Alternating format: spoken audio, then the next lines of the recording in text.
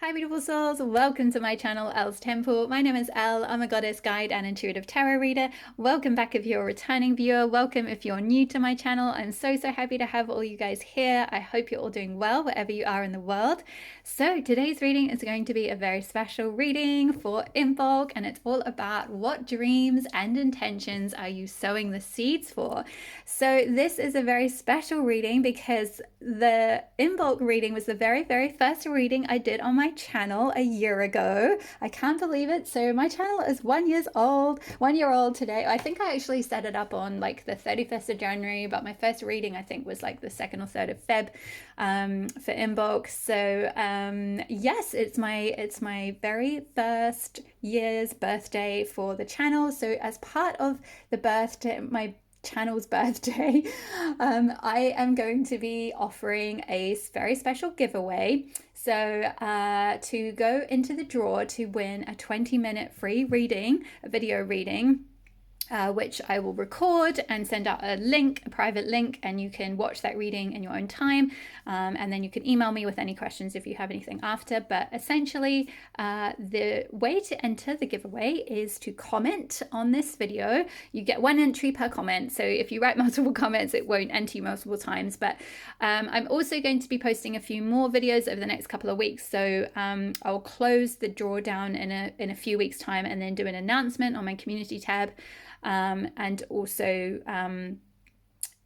to the person as well. So essentially, if you just comment on any of the videos from today, so this particular video and any going forward.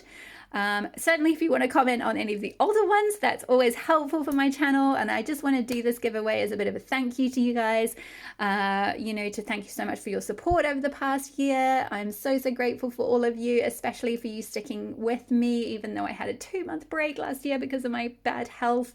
So I'm so appreciative of each and every one of you who has subscribed to my channel, who's liked videos, who's left comments. I am honestly just so thrilled to have you all here. It's been an absolute dream of mine to start this channel. So thank you so much for your support, and good luck to all of you who enter. So yes, so that's the giveaway. So to talk a little bit about the reading. So as I mentioned, it's an Imbolc reading, which is part of my Wheel of the Year series. So I'm bringing back all the Wheel of the Year and New Moon and Full Moon readings. They were previously, for a little bit, I had them over on Patreon, but they're now going to be back here on YouTube. And the Patreon content is all evergreen. It's all totally timeless over there now. So just in case some of you might have missed the community tab post about that, if you're interested in checking out my Patreon, I'll leave the link in the description box below, where I go into much more in-depth goddess readings, feminine archetypes, all that kind of thing. So check that out. There's only 2 tiers on there now. It's a little bit more streamlined. And anything that's a little bit more timing related is going to be here on YouTube. So as I mentioned, New Moon, Full Moon, and also Wheel of the Year. And also I'm going to be doing some big astrological transits as well, and some asteroid transits. So keep an eye out for those. Subscribe if you're new, if you're interested in that kind of thing. I will still be doing some goddess readings here on YouTube. For those of you that still like those, don't worry, there will still be some goddess readings and general readings, as well as like the more timing specific ones. I will just say, even with the timing specific ones, the messages themselves are always timeless. So even if you're in the Southern Hemisphere and you're drawn to watch this Imbolc reading and it's not Imbolc where you are, or you're drawn to this reading at another time of the year, just trust your intuition, because there may well be specific messages that Spirit wants to communicate with you at a different time. Sometimes we can be somewhat out of sync with the certain seasons that are happening in the outside world, because our internal world might be going through a different season than what is outside of us, right? So we might be very much in like a Sowing season internally, like we might be going through a lot of like in-depth introspective, sort of mediumship, almost like feeling called more towards like the shadow work and the underworld and all of that, because that's just where we're at personally on our journey, on our spiritual journey. So I just kind of wanted to explain that, you know, don't feel like if you come across a timed reading, you know, that's related to a Wheel of the Year season, that, you know, you can't watch it at a different time. And also I would just say that for me personally, the way I celebrate these Wheel of the Year Sabbats, if you like, or the seasons, is that I really tune into the energy for the full 6-week period. So I don't feel like, oh, you know, you've got to do Imbolc stuff just on the 1st of Feb and then that's it. You know, you're done now until Ostara starts on the 20th of March. No, like I will, you know, do rituals, you know, throughout the whole 6 weeks, you know, so don't feel like if you know, perhaps are interested in connecting with the energy of Imbolc and you might come across this video a little bit later, it's like, oh no, it's too late now. Like, no, it's never too late. You've got a full 6-7 weeks, in my opinion. You know, certainly back in the day they might have had certain festive celebrations on a particular date, but you know, the energy of Imbolc is still present, you know, or any Sabbath for that matter, is still present for the 5 to 6, maybe even up to the full 7 weeks between each one. So I just wanted to kind of put that out there. If you're interested in knowing a little bit more about Imbolc, I have just written a blog post yesterday about it, so I'll leave the link to that below. It goes into a little bit more depth about I don't go into too much depth about the history, but it just goes into a little bit more detail than I can give here about, you know, about Imbolc, the energy of it, you know, how to really use it, and also some suggestions of rituals that you might like to do. So check that out if you know, want to just use that as a bit of a jumping off point. You know, by no means are my suggestions what you should do or anything like that. They're just ideas. So, you know, I would encourage you to like see what might inspire you and craft your own things. I think that's all of the housekeeping stuff now. So to get onto the reading, I sort of briefly gave you the title, which is, this is all about seeding your dreams and intentions, because Imbolc is a wonderful time to do that. As the second festival after Yule, it's the crosspoint between winter and spring. So Yule very much celebrates winter, and Ostara is the spring equinox, which is very much about spring, the beginning of spring. It's when we can start, you know, we feel all that fertile energy and we can start kind of really taking action on things. But Imbolc falls right in between, and it's kind of heralding the shift, that transition point, the marking the transition essentially between the two seasons. We're still a little bit in winter. We're just getting to the point of sort of sloughing winter off, if you like just letting it go, like letting go of that slumber. The earth's starting to wake up, you know, and we're starting to feel a little bit of an inkling of spring coming. So it's a good time to start sowing those seeds of intentions, sowing the seeds of any kind of you know, starting to set goals, starting to think about and, you know, tune into our intuition and feel into what it is that we want to create for the year ahead. We'll definitely be getting into some more specific detail. I've pre-pulled your oracle cards for all the piles. I've also got some tarot, so it's going to be quite an in-depth reading actually, this one.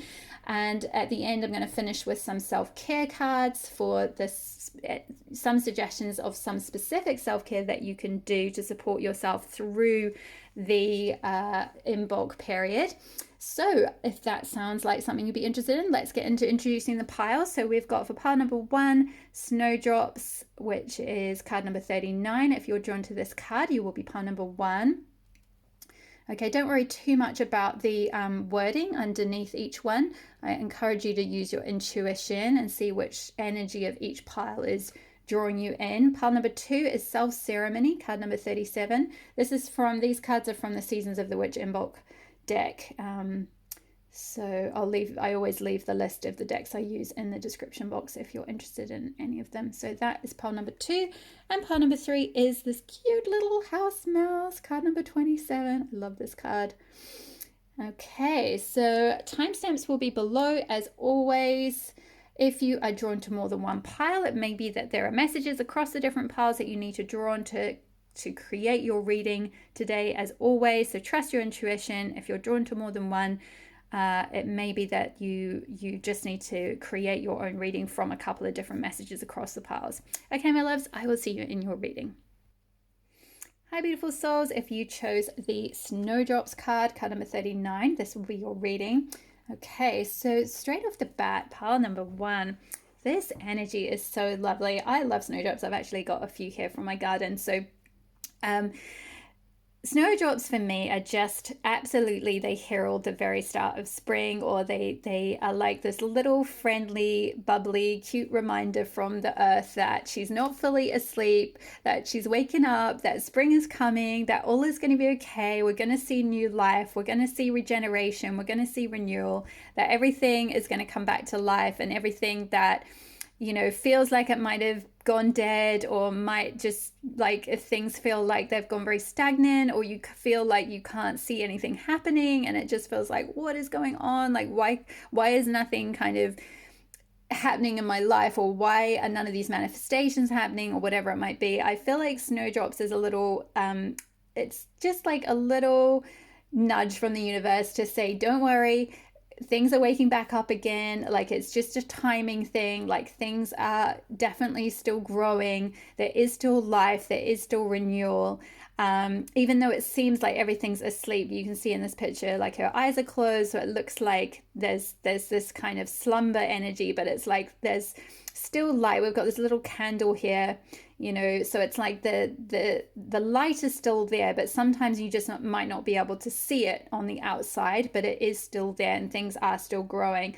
And I feel like also for you, pile number 1 in particular, I feel like you have a very strong intuition, and by even though you might not be able to see a lot on the outside of things manifesting yet, or maybe you're struggling to find clarity around, you know, perhaps what it is that you're meant to take action on, or what it is you're meant to go after, or even what it is that you want to manifest. Maybe for some of you, you're not really sure what dream it is, or what intention you should be sowing the seeds for right now. And I feel like the guidance is to really go within, not to look at the outside right now, to really trust your intuition, to really tune in, you know, closing your eyes to what's on in the external world, and listen to your soul, listen to your inner voice, and you'll get a lot more clarity from your own intuition. Let's have a look at your other oracle cards, and then we'll go into the tarot. So straight up, we've got inspiration with begin now.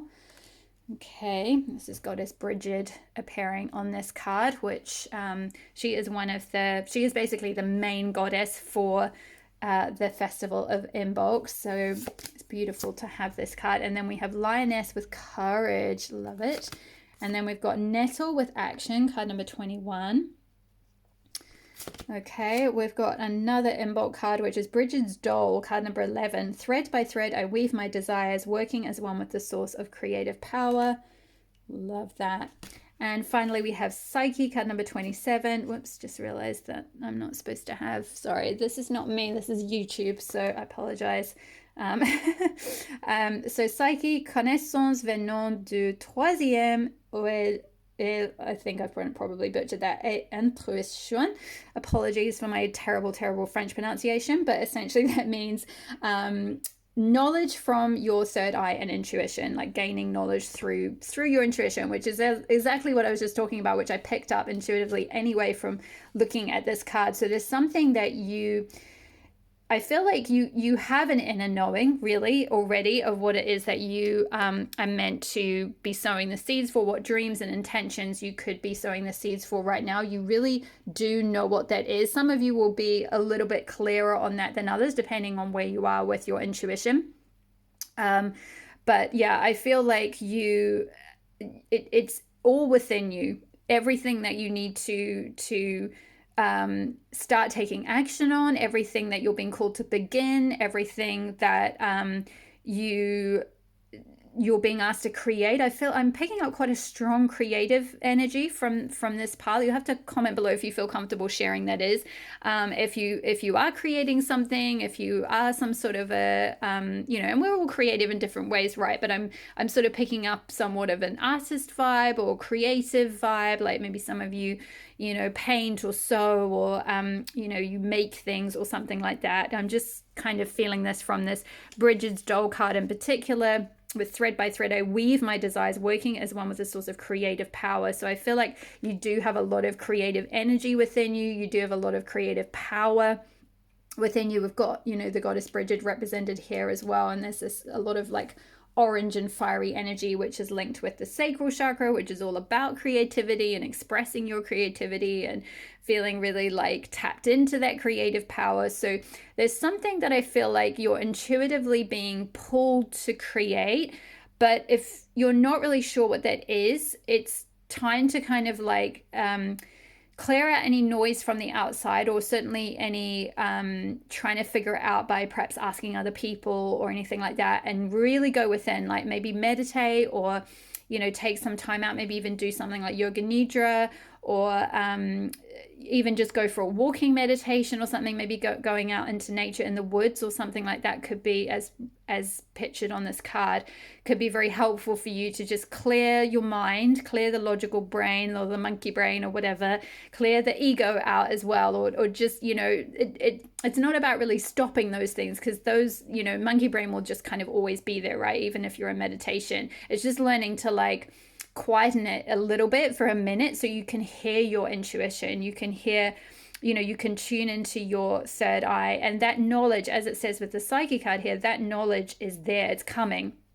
With connaissance venant, it's coming, that knowledge is coming to you. You can gain that knowledge through your own intuition, and I feel like once you're really clear on what your intuition is telling you, it's saying essentially like start now. And I feel like with Inspiration Begin Now and Nettle Action, I feel like you will gain more clarity the more you start to actually take action and put things in place, and just put, like, I'm sort of seeing someone like climbing up steps of stairs, like put one step in front of the other kind of thing. And I just saw 1616 on the clock, which you might want to look up that angel number, especially some of you might have been seeing 1616, or that could be a significant angel number for some of you. But yeah, I'm just seeing this this sense of like you may not be shown the whole picture yet, you may not be shown the whole staircase, and some of you might feel like if you take a step, that the next step's not going to be there, because you may not be able to see the next step yet. But it's that needing to just take one step, and then trusting that through taking that little bit of action, through beginning something, the next step will appear, and then the next step after that will start to appear once you've then completed something from that step. So this is all about harnessing that courage to then act on what your intuition is actually telling you about, and to like really start to weave your desires. Because I feel like for most of you, when I'm tuning into your energy, it's like you do have desires, I feel like, and you do know what you want, and you do know what you want to create, but there's some fear, and that's why the courage card is coming out. There's some fear of taking action. Maybe there's fear because of, I'm hearing perfectionism. So it could be that some of you grew up in an environment where you were expected to be and do everything very perfectly, or sort of a meritocratic type environment where it was like, it only through achieving huge amounts, achieving in a certain way, like academically, for example, did you receive love? So I'm so sorry if you've gone through something like that. I really understand how difficult that is, and it can take a lot. I've battled with perfectionism for many years, still do to an extent, but definitely this energy, I can confirm that even through going through this process myself in the last few years of what I've created with this channel and my website and everything, and various other things I've done as well, where just starting, it really does, like, if you can just get over that initial fear to start something, and I don't mean to apply like you've not started anything. For some of you, you could be, you could already have a business doing something that you're really passionate about, and this is just about taking it to the next level. There's something that you're feeling called to evolve even more. There's something you're feeling called to, like there's a grander dream, there's a bigger dream that you're being called to somewhat birth. And I feel like with this sun starting to come up, it's like you're on the cusp of something. I feel like I'm kind of getting, it'll be interesting to see in the tarot if the Fool comes out, because I'm getting this vibe of some of you being on the very edge of the cliff, like in the Fool card in tarot, and you're just about to take that step, and you can't see, like in that card, it just shows the end of the cliff, and the person's just like hey, I'm just going on this journey. I don't know where it's going to go, and I'm just going to step off this cliff and see what happens. And it's really about surrendering and having that trust to just like, and that courage to just take that leap of faith and just see what happens and just take action on where you're feeling called to go, or what you're feeling called to create, or what you're feeling called to expand on.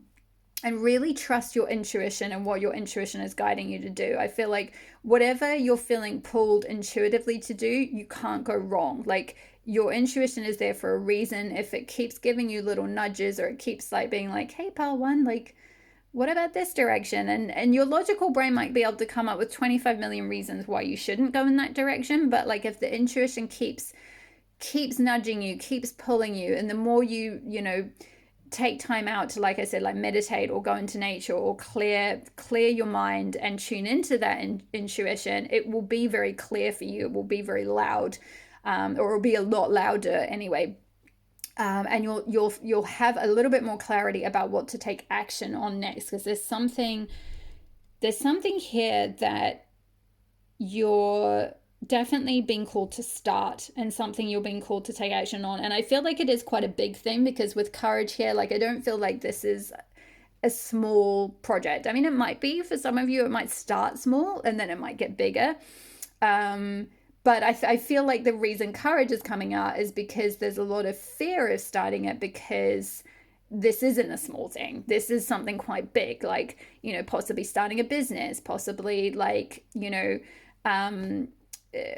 striking out on your own, especially say if you're a creative or something. Maybe you've been already, say, making certain products or something, and you've been putting them on Etsy or selling them to friends or something like that, and now it's got to the point where you're like, okay, I think I can actually do this as a thing now. I'm gonna maybe leave my job and just do this. And it's just that, like, it's that energy of just being right on the edge of the cliff, being like, oh, should I do it? Oh, this is so scary.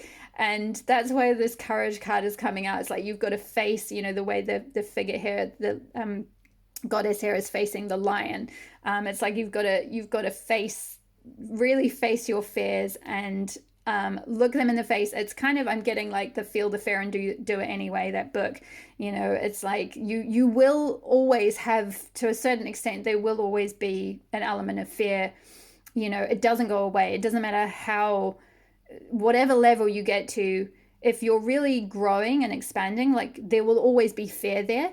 But usually that is a sign that you're on the right track, that you're meant to be doing what you're doing, because it's growth. Whereas if you're comfortable, right? Like, if you're just doing fine and it's like you're staying in your comfort zone, you won't feel any fear. It'll feel comfy. It'll feel nice and easy, right? So it's a sign, if this scares the heck out of you, that you're on the right track, that, listening to your intuition will, guide you in the right direction. And it is often really scary following your intuition, especially if you don't have many people around you who act in that way and follow their intuitive nudges to go after what they want. Like, we're absolutely not conditioned to do that. In fact, if anything, the opposite. Most of us get conditioned out of trusting our intuition, and into doing things. Logic is going to keep you doing things that have been done by either other people or by yourself, because that is what logic does. It's like, let's find, a system that we know that is a logical system because it's been done before. But I feel like for you, Pal One, like, it's almost like that isn't going to really satisfy you necessarily, or like, you could do that, but like, you're here to create something. I feel like you're here to create something new. I'm just being drawn, they're drawing my eyes back to, your guides are drawing my eyes back to this card. There's something, I'm seeing the number 11, which is all about being in alignment. Some of you might be life path 11, or you might be born on the 11th month or something like that. But yeah, thread by thread, I weave my desires, working as one with the source of creative power. So I feel like we've got this figure here in the middle of like a circle, and she's kind of got her arms open to the full moon. And it's like she's being like a channel kind of thing. So I feel like for some of you, if you sometimes feel overwhelmed by like, oh, well, I can't possibly do it, like, who am I to do it? who am I to start this thing, or who am I to create this thing, or who am I to go after this dream, or whatever it might be. It's like trusting that it's not on you necessarily to do it. You are the vehicle, yes, but like if you open yourself to the divine or the universe or your muse or the goddess or whatever you want to see it as, if you to the source, you know, if you open yourself to that, like that's all you have to do. The power will come through you and then out onto, like, I want to say out onto the page. So maybe some of you are writers, maybe some of you are, you know, painters, you're creating something on a page or something like that, or it will just come out of you in whichever way, you know, whichever form it's meant to. And it'll be different for all of you because this is a general reading. But there's something around, like, I feel like as well with the weaving my desires, this gives me an energy of like you may have a lot of different things that you're interested in or passionate about. Like maybe some of you are like a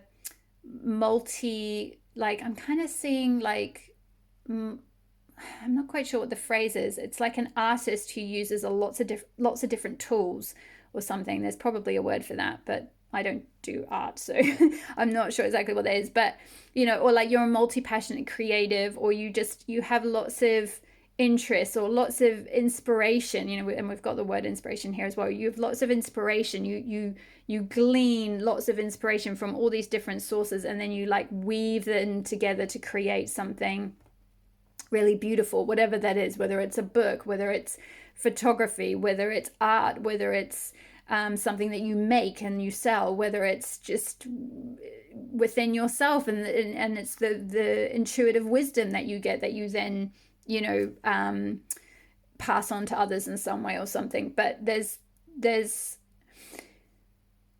I just keep hearing like the muse. It's like you don't, if you feel like you're doubtful of your creative power, I feel like if you sort of open yourself up to like the muse or your muse, then you will be able to birth what it is that you're meant to. You'll be able to just like weave what it is that you're meant to into being. Maybe for some of you as well with weaving, this could be like, you know, actually literally weaving something. Like maybe some of you make, you know, I'm hearing make bags. That's very specific. That might be one person, but like, you know, you may do like weaving, you may do tapestry, you may do embroidery or something really beautiful. But yeah, I feel like very strongly like there's something around stepping into your creative power that I feel like for some of you, you're already on that path a little bit, and maybe you started doing this thing, but it's just expanding on that a bit and like really stepping into it fully, or really, you know, bringing it out to the world in some way, you know, like trusting your dreams, trusting what your intuition is telling you. Like, you know, you don't have to play it small. Like you don't have to, you know, like I picked up with the intro part of your reading, where you might not be able to see anything on the outside yet. You may not be able to see any visible signs of success yet necessarily, but I feel like that is coming. Let's have a look at your tarot and get a little bit more detail. I'm going to leave these out, but I'm going to move it all up. We've got the Wild Unknown deck for you guys. So yeah, don't forget to comment below, because as I mentioned in the intro, in case you missed it, you will be entered into a draw for, this is my channel's first birthday, because the Imbolc reading was the very first reading I did. So you'll be entered into a draw for a 20-minute, free 20-minute personal reading. So comment below. You can just even leave an emoji if you don't feel comfortable sharing anything. That will still enter you, and I'll announce it in a few weeks. Okay, so Spirit, let's see, what dreams and intentions is pile 1 sowing? Can you give us more guidance? What dreams and intentions? Wow, yes, the Emperor. Yeah.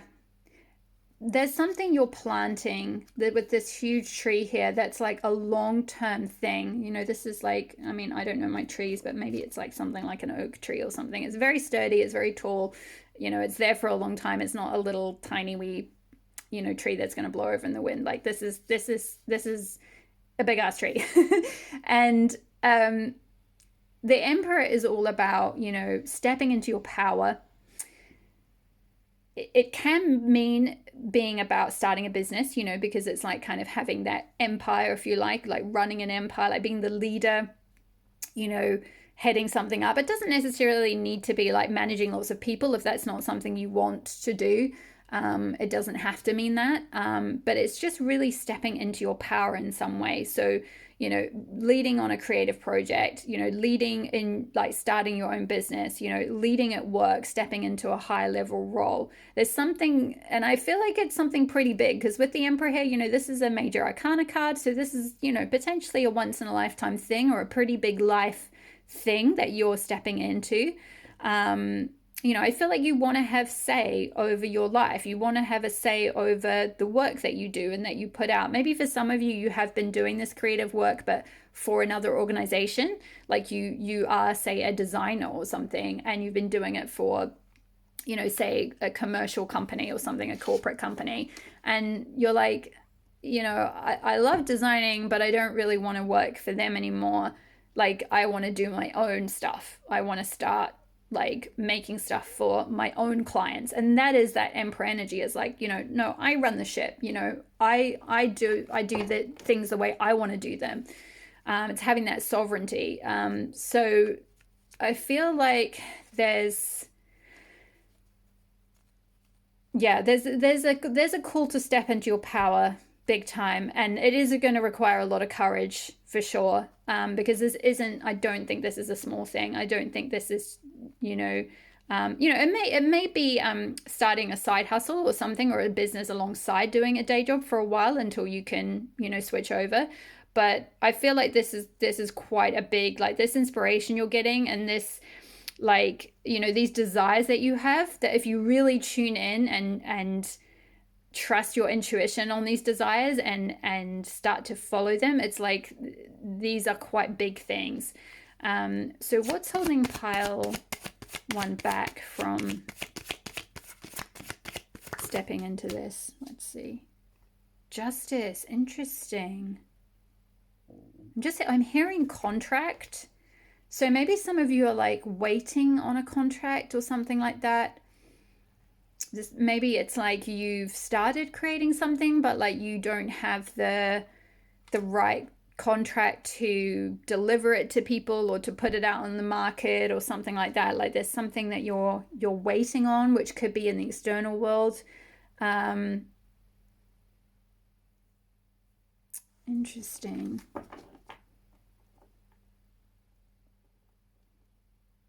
I'm also kind of getting, I mean, the Justice card isn't typically about clarity, but I'm just seeing with this sword being on this particular card, I'm almost getting more of a like, there's something you're deciding between.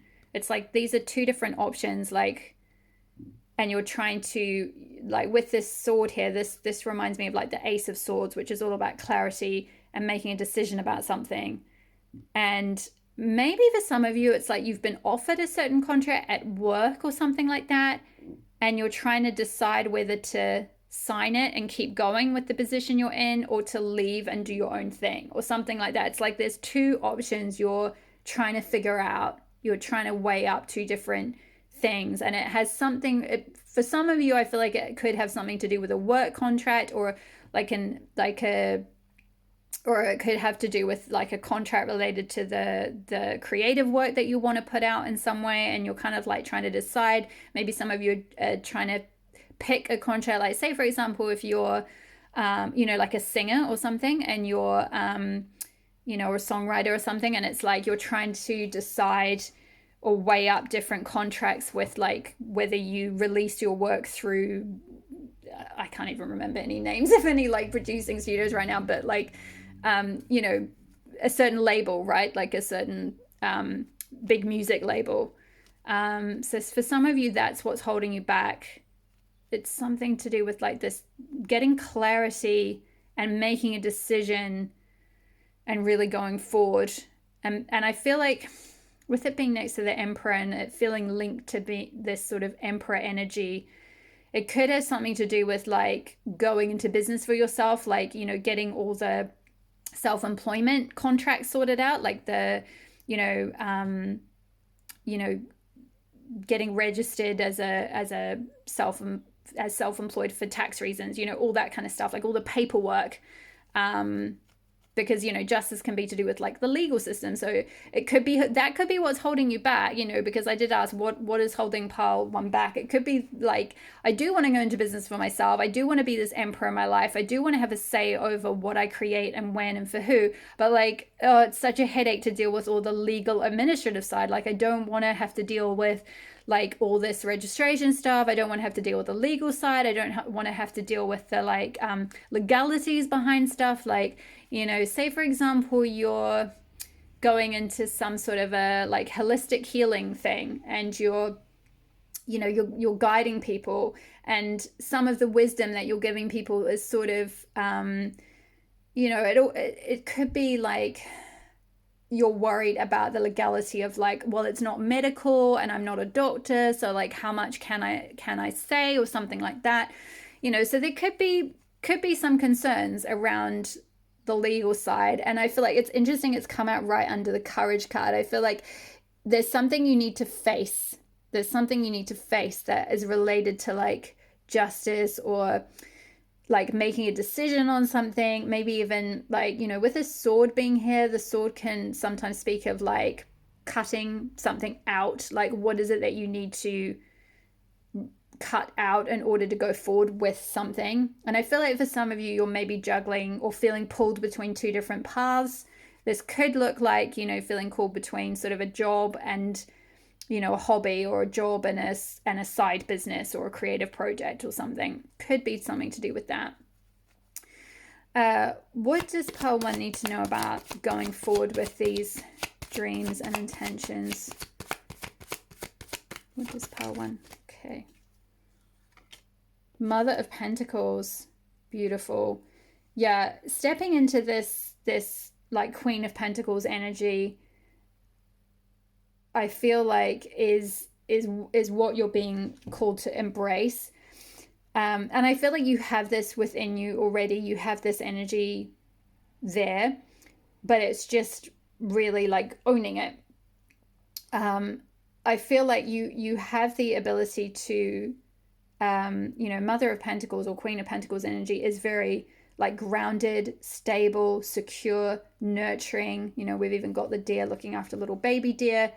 I feel like you have, maybe for some of you, you have children, but I feel like this is more like you have the ability to like, you know, protect your inner child, to look after yourself and your needs and be fully independent.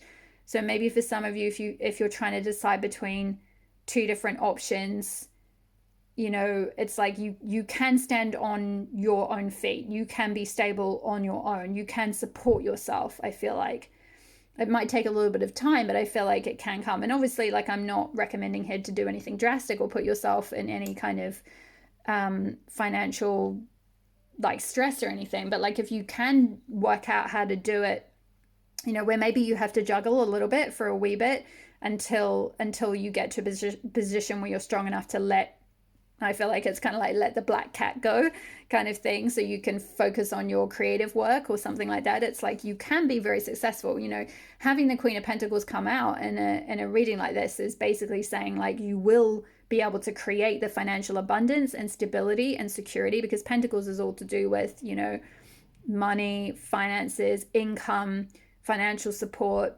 stability, all that kind of thing. You know, stable foundation for yourself. You know, and again, we've got two cards that speak of that, because with the Emperor energy as well, this is very strong, masculine, rooted energy here. That's what you're wanting. That's the dream that you have for yourself. And it's just this, like, maybe some fears around the legality side, some fears around, like, the administrative side, the bureaucratic side, making a decision between two different options. It'll be different for all of you, this. but then like really trusting that you can absolutely, like, I'm hearing, have your cake and eat it. So you can do your own thing and make money from that, or create some stability for yourself from that. Let's see, what else did I want to ask? Just let's get some final guidance for pile 1, and then we'll finish off with the self-care. Let me get some final guidance for pile 1. 3 of Cups, beautiful. I love this. This is beautiful celebratory energy. And look, this is like a sunset kind of scene, and we've got sunrise here with the inspiration and begin now, with the sun rising and Bridget's hands kind of like holding her hands up to the horizon where the sun is just starting to come out. Because I feel like, as I spoke about at the beginning, some of you have felt a bit like clouded maybe recently, or like you couldn't see the sun that was going to come out. It's like it's behind you.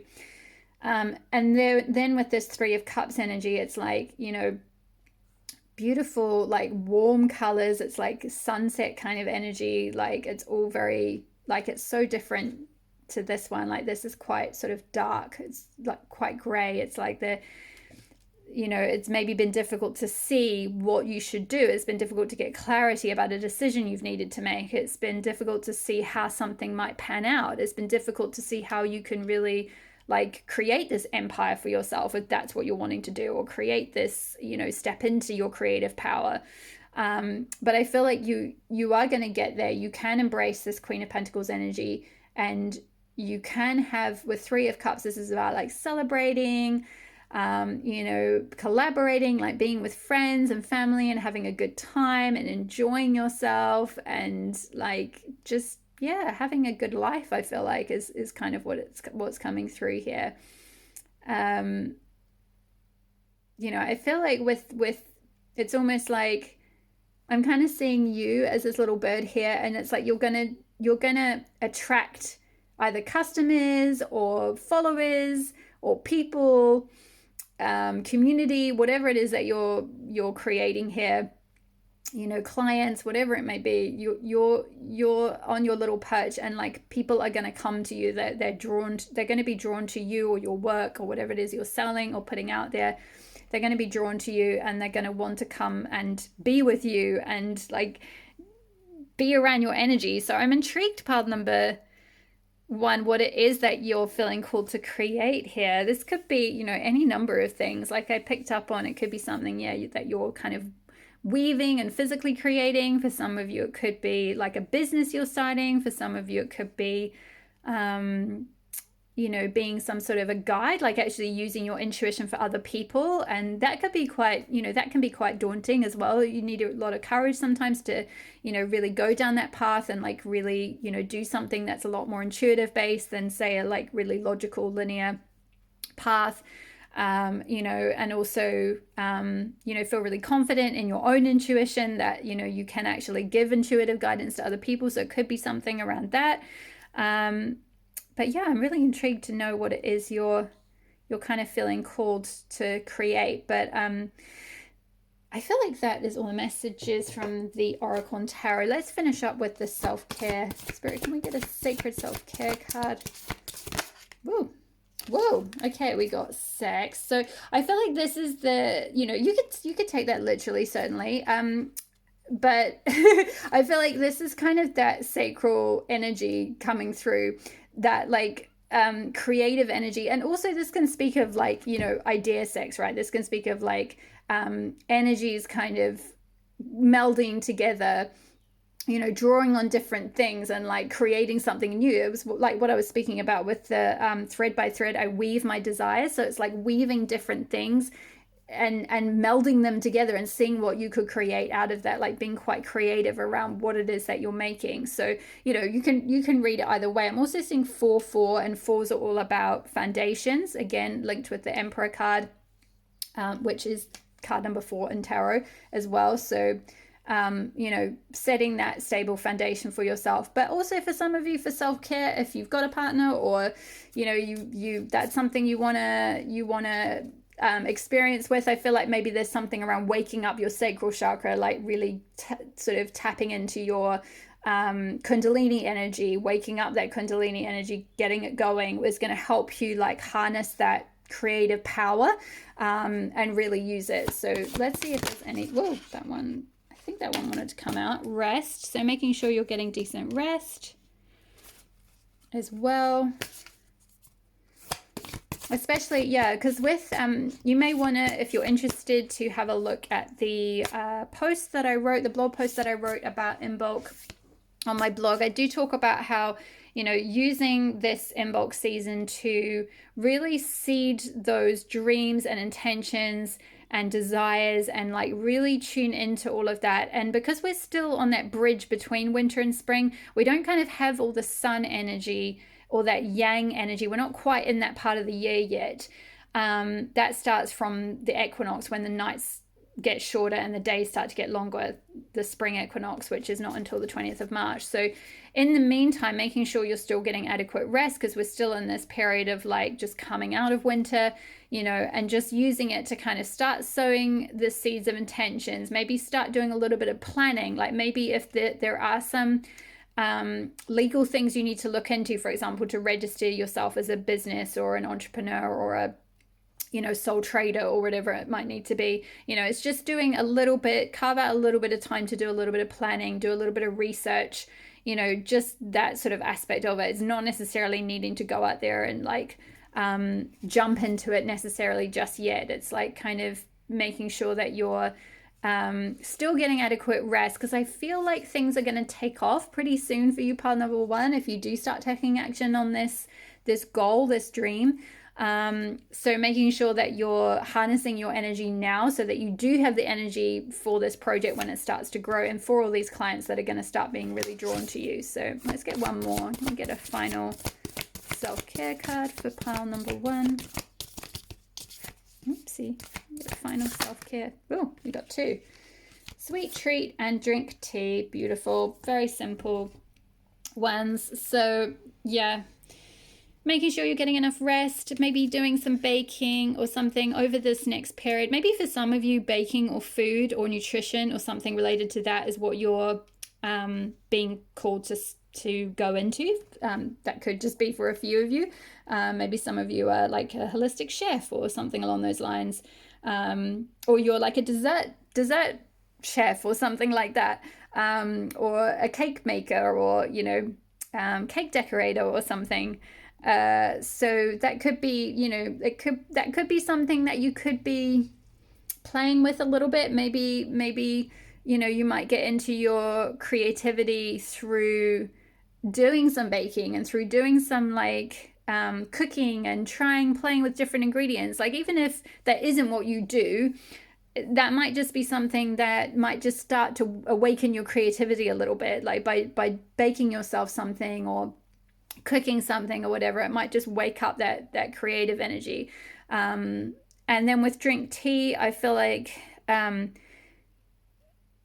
maybe for some of you, you might have been a little bit, yeah, I'm hearing like some of you are a little bit stressed, possibly if you are dealing with sort of a lot of legal stuff, or like having to sign up a lot of things, and, you know, making sure you're getting adequate rest and you're like letting your adrenals kind of calm, and like by drinking tea rather than coffee, or at least like, you know, limiting your caffeine intake could be quite helpful. Again, especially if, you know, this, because I do feel like this is a long-term project with this, like I spoke about with the tree. It's like you're really planting a seed here that's like not just a tiny little pot plant that you're going to grow, pile number one. No, you're planting a seed right now that is going to grow into this huge oak tree or whatever that tree is. And, you know, so it's making sure that basically you're creating a sustainable foundation for yourself, so that you're getting adequate rest, you're having time to have some nice food and some treats and things, and you're having time to, like, you know, have a little bit of a, like, it looks like there's very nice sort of Zen tea thing going on over here, a little tea ceremony, like you're sitting down and you're having some herbal tea or something in the evening to relax, you know, and you're getting adequate rest. Like there's maybe something around that. So yeah, that is all the self-care messages I have for you for the next sort of Imbolc season. So I'm going to leave your reading there, pile number 1. I hope that resonated. Don't forget to leave a comment below because you'll be entered into the draw. It's only one comment per entry. Or one, yeah, like if you leave multiple comments, it doesn't enter you multiple times. But also check out, you know, future readings from today on as well over the next couple of weeks, because if you comment on those as well, you'll be entered into the draw. And yeah, that is all the messages. All the best with this Imbolc season, and I will see you in the next reading. All my love. Bye. Hi there, pile number 2. If you chose the self-ceremony card number 37, which says create the visions you desire, take action in the plans that lead to fulfillment. Beautiful. I love this for you, pile number 2. So I feel like straight off the bat, with the 37, this in numerology reduces to the number 10. So I feel like for some of you, you're closing out a cycle where you didn't necessarily take action on things that you wanted to. You didn't take action on certain visions that you had. I feel like that is coming to an end, and I feel like you're carving out time now with this self-ceremony card. It's like you're creating space, you're creating like time in your day, or you're creating rituals, you're marking out time to really focus on yourself, on your self-care, on your desires, on your visions, on what dreams you have, which is fantastic. You know, this is basically, you couldn't ask for a better energy, because that is the foundation. That is where it starts. I also feel like with this figure, she's sitting down, you know, she's holding this crescent moon here. So I'm getting a very like grounded energy. So I feel like for a lot of you, you're a lot more grounded than you maybe were previously.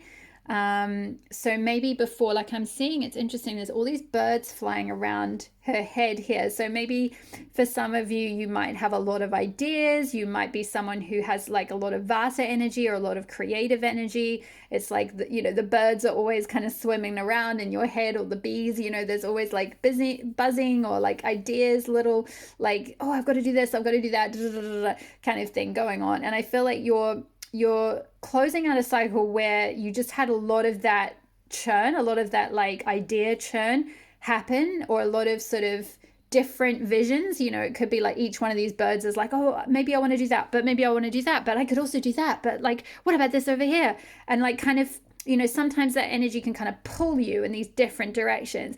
But I feel like you're kind of now coming to a point where you're like, you know what? No, I just need to sit. I need to ground my energy. I need to carve out time for myself. I need to not let all these different sort of distractions or different ideas kind of pull me in all these different directions. I need to tune in with myself. You know, with the moon here, this is symbolic of intuition, really tuning into your inner knowing, you know, tuning into your emotional side as well. The moon can represent emotions. Some of you may be Cancer, sun, moon, or rising, but that's just for a few of you, that's just coming through with the moon being there. But I feel like more generally speaking, you're tapping into moon energy. Maybe some of you are doing like ceremonies or rituals around the moon. So you're really harnessing and using the new moon and the full moon, you know, for optimum use, for example, like setting intentions for every new moon and then bringing things into fulfillment and expression and release at the full moon, you know, things like that. So I definitely feel like what I'm hearing is like you're creating a more ritualized life and a better routine for yourself, which is amazing. So really, really good already, pile number 2. So let's have a look at your other oracle cards, and we're going to have a look at the tarot, and then we're going to finish up with some self-care cards for a few self-care practices you can do to support yourself throughout Imbolc. So first up, we've got transformation with card number 34, be open to change. I'm also seeing with 34 and 37 here, some of you might be in your mid to late 30s. We've got turtle with grounding. Yes, I definitely, this is not surprising. This has come out. Sorry, I pre-pulled your cards, but I haven't actually really looked at them because I like to just channel the messages as they come through. But I definitely feel like a beautiful grounding energy. For some of you, you'll be at different stages of this. This may be something you've just started doing. For others of you, this could be something you're feeling called to do. For others of you, this could be really calling you out. Like, okay, yeah, no, I want to be like this. I want to sort of have this grounded energy, but like I haven't found time in my day, or like, you know, you may be resisting doing that. And so there could be this call to really start grounding your energy more. And by grounding yourself, you'll be able to start taking action on those plans, taking action on your desires, because you're able to like ground those high level visions as represented by the birds, those high level ideas. You'll be able to actually ground them into physical reality. And with the tortoise here, I'm kind of seeing like slow and steady wins the race, right? Like it just always makes me think of the fable about the tortoise and the hare. Like you don't have to build Rome in a day here. Like whatever it is that you're creating, it's like whatever the vision is, it's like build it slowly. And I just saw 444 on the clock, and fours are all about stability and foundations. You know, create a stable, sustainable, grounded foundation for yourself to then manifest the visions that you have for your life. Well, that just all came out. I hadn't even got all the cards out yet, and I would have normally pulled them all out before saying the messages, but that just wanted to come out immediately. So we've got cacao with card number 38. So interesting, we've got 37 and 38. It's like there's a progression here. We've got Uranus and Venus here on the card. So for some of you, those could be planets that are quite strong. They could be there could be something around like a transit or something around one of those planets this year that could be quite significant for you, because I'm seeing with initiation here, it's like something's being initiated in you. Something's being initiated for you. Something's cracking open here. And Uranus is all about, you know, it's the original energy, it's innovative energy, it's energy that disrupts, it's energy that like creates something different. You know, even if you look at the actual glyph for the if you can see it, there we go, for the symbol for Uranus, it's like got these two, it's almost like arms coming out from the line in the middle, like pushing away. It's kind of like, nope, like don't tell me what to do, I'm not doing things conventionally, I want to do things my way. You know, it's very like original energy. Then we have Horned Owl, card number 26, with become the shadow that watches, keeping quiet while moving intentionally. Yeah, which I definitely picked up with the self ceremony and then moving intentionally. For many of you, you're already doing this. And again, if not, some of you might be called to do it a little bit more. Or if you are already doing it, it means you're on the right track. That, like, you know, setting those intentions, whether it's, you know, in tune with the wheel of the year, whether it's in tune with the new moon cycles, whether it's in tune with your own personal rhythms, you know, it doesn't, you know, these sort of things that I talk about, you know, they're just suggestions. You don't have to, you know, totally sort of stick to things by a certain timing. But I feel like just, you know, starting to tune into the rhythms of, you know, the moons can be very, very helpful for setting intentions, or just even more generally, just setting intentions for yourself anyway.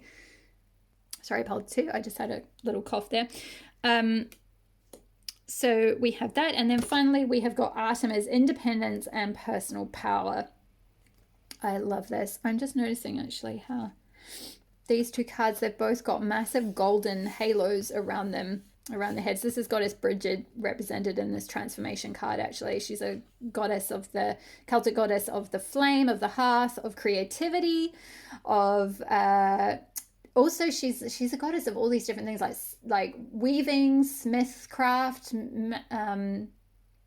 and healing as well, like holistic healing.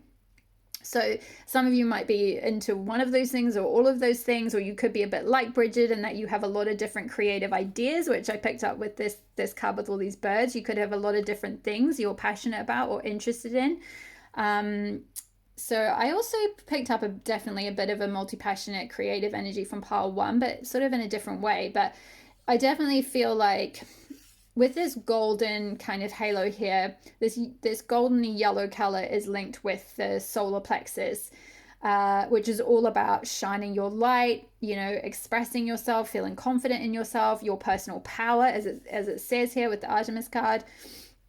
So I feel like there's the more you're able to ground yourself, the more you're able to create these little ceremonies, rituals, routines, things like that for yourself, the more you're going to transform, the more energy you're going to have available to start to ground your visions into reality. I feel like there's going to be quite a big, it's like this next period is going to be quite a big initiation for you into your personal power. There may be some sort of a transformation that you're asked to go through. Some of you might be in the midst of that right now. Things might be changing quite a lot. Because it's saying be open to change. So for some of you, you might be called to change things up a bit, like change your routine, change how you do things, maybe change your work, change, your lifestyle, change your health. It could be any number of things. But I feel like there's this flame that's waking up in you, and there's something that's like lighting you up. There's something that's going to kind of like essentially like wake you up, or like really like put a fire in your belly kind of thing is the energy I'm getting. It's almost like a beautiful blend between sort of solar plexus energy and sacral chakra energy, which is all about like your creativity and your passions, and like I said, like feeling really lit up, feeling really charged, feeling really like having a zest for life. So I feel like both of those chakras could be going through quite a transformation. You could be, this could be just happening organically anyway, or it could be something that's kind of happening consciously, like intentionally, like I mentioned about doing things in a more intentional way. So for some of you, you might be doing a lot of intentional healing, a lot of intentional transformation. You're deliberately doing the work to close out cycles, to release things, to set new intentions for the new things that you wanted to step into, for the, to really embrace your personal power. I feel like with this horned owl and become the shadow that watches, keeping quiet while moving intentionally, I feel like for some of you, I'm kind of seeing with this figure being, it looks like this figure is like in a fetus inside this huge owl.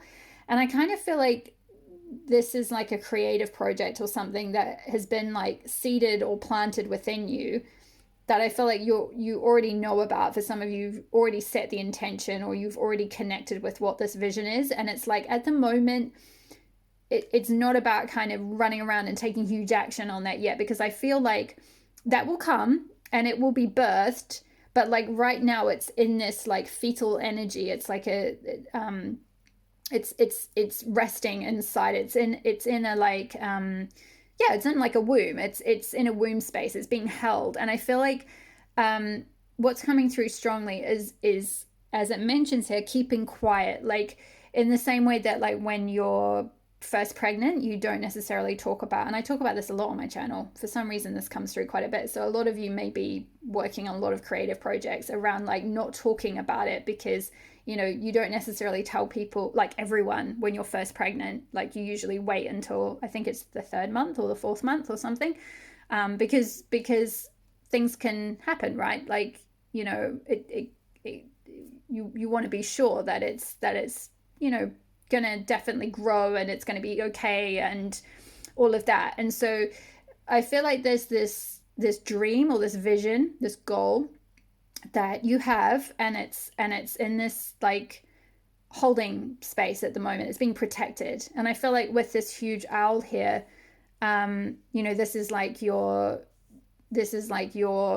higher self, or your spirit team, or your like your connection with your for some of you, this could be like a shamanic connection with like a spirit animal, a totem animals. For some of you, an owl may be your totem animal, or also a turtle could be another totem animal for some of you. But basically, I feel like it's very protected. This dream, this vision is very protected. It's being held, but it's like not fully birthed yet, but it will be. I feel like, in fact, I feel like putting that one there and this one here, because I feel like this initiation, this cracking open is going to come. Like something is going to be like birthed out of you, and I feel like it's something original. It's something that is unique to you. It's something that you love as well, with the planet Venus here and the heart. This is something that you like, it's from your heart. It's like you're birthing it out of yourself. It's like this beautiful original creation that is like, it's like you're cracking open and it's coming from you. It's really beautiful energy, pile number 2, and really amazing and powerful energy. I feel like there's something here with the figure. She's holding, hopefully you can see with the light there, she's holding a bowl, and it's like there's something within you that wants to be brought forth for humanity. There's something that you want to like give to people in some way. Wow, yeah. There's something that's going to be, it's like you're going to be initiated into something. Um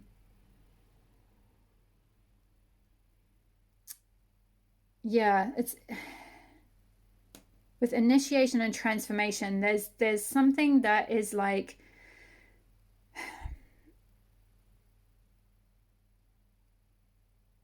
I'm hearing like it's something that you have been working on transforming yourself, that you will then, because you've created that yourself and you've gone through that transformation yourself, it's coming from you, and then you're going to then like bring that wisdom and that knowledge about that transformation to others in some way. And we'll get into a bit more detail with the tarot, but that could look different for all of you, because for some of you that could be teaching, for example. For some of you it could just be sharing about your journey on social media or on a blog or something like that. For others of you it could be guiding clients in some way. We'll get a bit more detail with the tarot. But yeah, there's something with Artemis and independence and personal power. It's like once you've gone through this transformation and this been sort of initiated into this, and this could be also with initiation, I'm kind of thinking like shamanic work. So maybe for some of you, you're being initiated as like a shamanic teacher, or whoops, that was a terrible shuffle. You're being initiated into some sort of tradition of learning, for example, like into a group, into like, you know, I'm sort of seeing something like a women's circle, or initiated or like qualifying as some sort of a teacher, or into like a certain lineage, like a wisdom lineage or something like that. But it's something that I feel like, yeah, this is really going to bring you a lot of personal power. You're really being called to step into your personal power, which has a little bit of an overlap with pile 1. There was a lot around personal power with pile 1, but in different ways, and it was talking about sort of different things. But let's have a look. Pile number 2. What is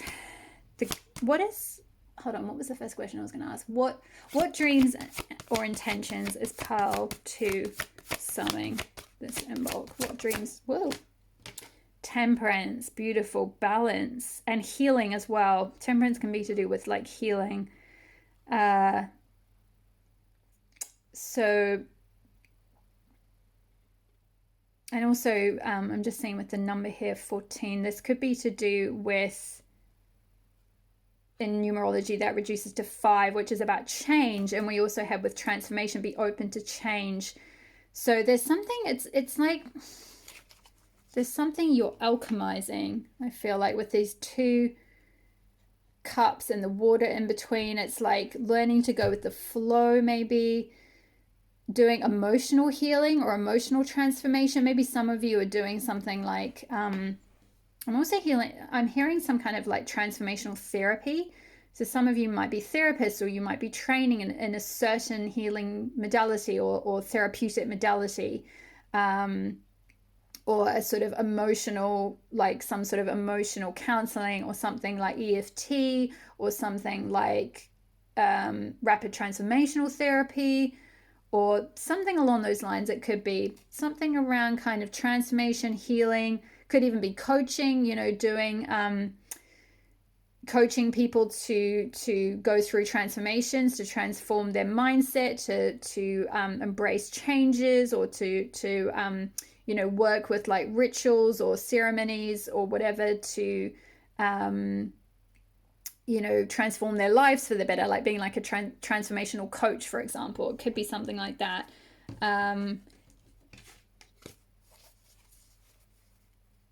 but there's something, I feel like there's something that's like, I'm sort of getting this energy of something that's like flowing down from your higher self or from the divine, that's then flowing down to you here on the earth, and then you are like a carrier of that like beautiful wisdom, that beautiful higher knowledge or something. And I'm just seeing with like, she's got one foot in the lake and 1 foot on land, so it's like finding that balance between being grounded and being like connected to, you know, your spiritual side, your emotional side, you know, the more intuitive feminine side. It's like finding that balance between the yin and the yang, finding that balance between, you know, the grounded, practical, you know, bringing things into the physical world, like taking action on your visions to actually make them happen in the physical world, versus like also being connected to your intuition, to your receptive side, to your ideas, to your emotions and your feelings, and seeing where they're guiding you. And it's kind of finding that beautiful sweet spot between the two of those things, so that you can bring your ideas down and then actually ground them into reality. You can bring these intuitive feelings you have about something and actually take practical steps to make things happen that support those feelings about something. I feel like that wasn't very eloquent. I apologize. I hope you understand kind of where I'm getting with that, but it's just finding that balance between your yin and your yang side. What's holding pile 2 back, please, Spirit, from embracing this dream or intention? What's stopping or holding pile 2 back from embracing this? Whoa, okay, hold on, that's gone on the floor. Page of Swords. Wow, I love this, because this is actually a young Artemis that's pictured. And we got Artemis with independence and personal power. So that's why she's coming through, because this is holding you back. Actually, Page of Swords is about like, you know, taking that action, like sort of setting an intention, working out what direction you want to go in, and then like shooting that arrow and being like, yeah, I'm gonna start making moves towards that. And you know, this is page energy, so it's like you're not needing to be a king yet. You know, it's like just starting out. It's like it's okay to be a beginner. It's okay to just be starting out. It's okay to be trying something and seeing where it lands, seeing where it goes. But there's like perhaps a little bit of fear around like really setting a target. It's like, I feel like maybe that's, and it's interesting, this has come out right underneath grounding. That's why grounding is so important, because there might still be a little bit of a pull towards, oh, but what about that idea? But I also wanted to do that, but then there's also this. And you know, if I have to set the target to do this one thing, then I won't be able to do all these other things. So, but I feel like I'm being drawn back to this pouring. It's like they don't necessarily have to be disparate things. You can alchemize and blend. You know, this energy, this temperance energy is all about like blending. You can blend different components together, you know. So maybe if you're very, say, artistic, but you're also, you know, wanting to do, say, this transformational healing work, for example, with people, like you can figure out a way to alchemize those two things and bring in, draw in, weave in your creativity into this work that you're feeling called to do, for example. But there's this need to, like, you know, pull your bow and arrow back and set your sights on something and start taking action, which is exactly, it's coming back to the message from, they're drawing my attention back to this card. Create the visions you desire, take action in the plans that lead to fulfillment. So there may be something around you previously making a lot of plans, but they're not actually taking action on them. And this is coming out to kind of, and the Artemis energy is coming out to say, like, you know, it's time now to actually take those steps towards this vision. I feel like this vision that's still at its sort of infant stage, it's like you can birth this vision into being, but it's like there's going to be a need to like just start taking those first baby steps towards it, which is interesting because there's a lot of overlap here with pile one, because I was talking about with pile one just taking one step and then the next step will appear, and then take the next step and then the next step will appear. But I feel like for you, pile two, you actually have a clearer vision of what you want to create. It's just like starting and taking action on it to actually fulfill it. So let's get a little bit more. Let's see, what does pile 2 need to know about this dream or vision? What will the outcome be? What does pile 2 need to know about? Oh, stepping into it. 3 of Pentacles, beautiful. I feel like this is just confirming like it will all come together. You know, 3 of Pentacles it can be to do with like collaboration. It can be to do with also having recognition for what you create, like being admired and respected for what you create. But in this particular version of the 3 of Pentacles, unlike the traditional version, we don't see 2 figures standing back and admiring one figure working. We see all 3 of them all chipping in, all helping out. And I feel like once you start and once you take action, you'll get the support that you need, whether it's from actual other people, like, for example, people in your family or colleagues or friends, or, you know, say financial backers or something like that. People to, you know, because Pentacles is to do with money. So it could be people giving you financial support to create something, to build something. This could also be, you know, your team in spirit, your guides, you know, your higher self, like everyone, you know, your ancestors all kind of coming together to support you in this creation that you're birthing. And I feel like, you know, the 3 of Pentacles can be to do with like, you know, work and income and, you know, being able to like really grow something, being able to really, you know, make something happen. You know, it looks like they're building a house here, so it's a strong foundation. And I think, did I say for your pile, or was that pile number 1? I think I did say for your pile, because I think I was talking about it with the grounding and I saw 444 or 44 on the camera or something on the timer, which is all about foundations. And I think I spoke about creating a sustainable foundation. Yes, I did, because I was talking about the like slow and steady wins the race, which is very much 3 of Pentacles energy, right? It's like building something that is going to be long lasting. It's, you know, they're building like a house here. This is not, and painting it and designing it and, you know, bringing it all together, creating something stable. I'm also just seeing the autumn leaves here. So this could be something that like, you know, comes about, you know, you physically create it, or you get the support for it, or you get the clients for it, or the money for it, or, you know, it starts to take off. It starts to really like evolve in the autumn, whenever autumn is next for you. So for some of you, if you're listening to this at the time of uploading it, you know, you could be just doing this intentional work now. So whatever the intentions are that you're setting as part of these little ceremonies or rituals that you're doing, it's like by autumn, that dream that you seeded the intention of now, you're going to start to see it physically happening. Oh my gosh, I'm so excited for you, pile number 2. You're going to see it like manifesting, like it'll start to come together in the physical realm by autumn, I feel like. So very exciting. Can we get some final guidance for pile number 2? Oh my gosh, you could not ask for a better card. 10 of Cups.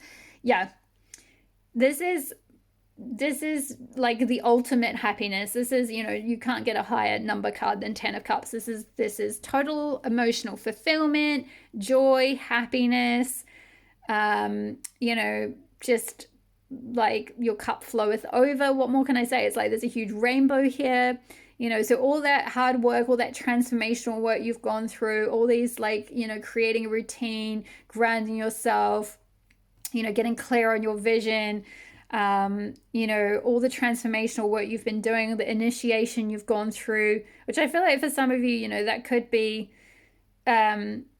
quite an intense spiritual initiation, you know, going through like Dark Night of the Soul and, you know, whatever it might be. It could be any number of things, or it could be something you've been learning, you know, but there's something you've been like initiated into that ultimately, like, once you decide, really go after it, start building it, it's going to bring you so much fulfillment, so much emotional fulfillment and happiness and joy. And like, also, you know, you can see all these figures joined. It's like, you know, a lot of like happy people around you, happy community around you, or happy family or friends around you as well. So wow, I love that journey for you, pal. Number 2. Okay, let's finish up with the sacred self-care and get some self-care messages that you can do over the next like wee while over Imbolc and a little bit beyond to help ground this vision, really, to help you really tap into this energy. So what self-care specifically can Pal 2 do? Nourish your temple. Beautiful.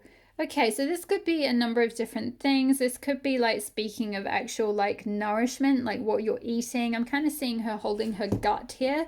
So like, you know, which is your gut is linked to the solar plexus. And I spoke about the solar plexus with the transformation card and the Artemis card. So yeah, maybe doing some solar plexus healing or some gut healing, making sure that you're like fully nourishing yourself at the moment. I'm also seeing all these kind of aura colors around the outside of her. So like, yeah, maybe doing like aura clearing, chakra healing, something like that.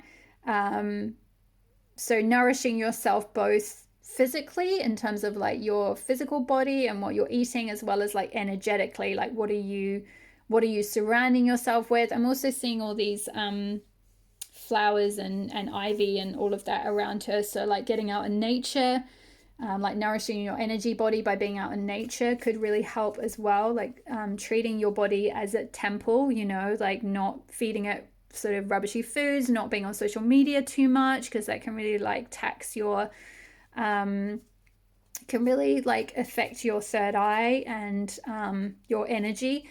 So just ensuring you're like, clearing your energy, you're treating your body like a temple. Any other self-care messages for Part 2? Any other self-care? Read. Interesting. Yeah, okay. So just reading a book. For some of you, this could be learning something. For some of you, it could be, you know, it could be linked with this initiation, or like if you're doing some kind of training, this could be like more encouragement to keep learning, to keep reading. But for most of you, I feel like this is more just, you know, read more in your own time, to relax, to rest, to help ground yourself as well. That could be quite a grounding activity for some of you, reading. It doesn't have to be reading a book. It could be reading a magazine, or, you know, reading a blog post even. But I feel like, reading something will help you to ground. Any other self-care messages for Pal 2? Ooh. Oh, we got this. I feel like that came out for Pal 1. I feel like it's this one. Journal. Journaling will be really helpful. So creating, you know, with that self-ceremony card being the card that you picked, creating a little ceremony or a little ritual or a little time out in your day, you know, to focus on yourself, to start doing some journaling, to set those intentions, to get really clear on your vision, you know, get really clear on like what direction you want to go in, what direction you want to go in.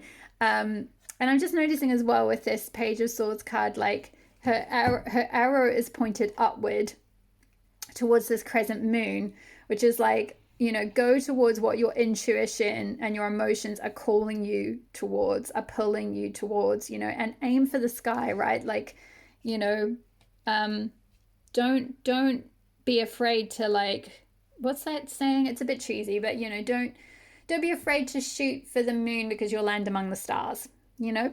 So I feel like, journaling, and And oh my gosh, I'm just noticing, I love this synchronicity. The little yin and yang symbol. Hopefully you can see that there with the light. Sorry, I did start this reading when it was like afternoon and daylight, and it's already got dark. Unfortunately, so the light isn't great. I've got a little lamp here, but yeah, there's a wee yin yang symbol here. And I spoke about balancing your yin and yang with the temperance card. So that's a little confirmation to like, yeah, you know, keep both of those sides balanced. You know, like maybe as you're journaling, you could tune into like, what is my feminine side telling me? Like, what are my emotions telling me? What's my intuition telling me? And then you could switch to like, okay, what do I need to then do about that? Like, what do I need to take action on? What are the goals I need to set as a a way to take action on those intentions? You know, and find that balance find the sweet spot between those two sides. I feel like journaling will help you to find that yin yang balance within you. So those are all the messages that I have for you, part number 2. I hope that resonated for you. Don't forget to comment below because you'll be entered into the draw for a free reading. So all the details will be in the description box below. All the best with your Imbolc season or whenever it is that you're watching this. Thank you so much for watching and all your support. I so appreciate each and every one of you, and all the best with your next little while and this project or whatever it is that you're creating. And I will see you in the next reading. All my love. Bye. Hi there, part number 3. If you chose the house mouse with card number 27 and you know the things you are capable of, but are you confident in leaning into that belief? This will be your reading. So pile number 3. Oh, I get just the sweetest energy from you, part number 3. I feel like tuning into your energy, you are this little mouse. I feel like maybe some of you feel like a little mouse out in like the big wide world, like you feel maybe very small, or you, to keep yourself safe, you may play very, very small. This card talks about in the book, it talks about how like a mouse, you know, when it runs around the house, like anything it comes up against, you know, like if it sees a cat or humans, they must just look absolutely massive to it, and it can feel really overwhelming. But that actually, like, you know, the mouse has its own power, really. The mouse, you know, is able to get around. It's got like its own little things, but it's just about like sort of embracing that. So I'm going to read, I didn't do this for the other parts, but for some reason I feel called to read this, what's in the book for this particular card. So we've got the keywords are I can do it, confidence, assurance, and fearlessness. And it says in the guidebook, it says, imagine how terrifying it must be for a humble little mouse to move through a house of giants. Furniture must appear to be like canyons, and pets must feel like monsters. Yet the mouse finds the courage to scurry along to fulfill his quest. Confidence is key when you have pulled the house mouse card, as you could be moving a lot faster in your endeavors if you're willing to put yourself out there. Courage is often misrepresented as a lack of fear, when really it means being afraid of something and doing it anyway. If you believe in yourself, then others will also. If your question is about the birth of a new project, love, interest, or phase in life, then receiving this card is a good omen of a successful outcome. This card could also mean you're receiving a lot of attention and should make the most of it. And then it's just talking about reverse, but it didn't come out reverse, so we'll leave it there. But yeah, I feel like it's interesting. I'm kind of seeing with this grimoire here, and it's like the mouse is writing. Maybe for some of you, you're feeling called to write a book, or write a blog, or just put something into words or something like that. And it could be with all the little moon cycles here. It could be something related to like feminine wisdom or the moon or emotional things, something like that. I'm also seeing a snake here, which is all about like rebirth and transformation. So it could be something linked to that. But I feel like whatever it is that you're being called to have more confidence in,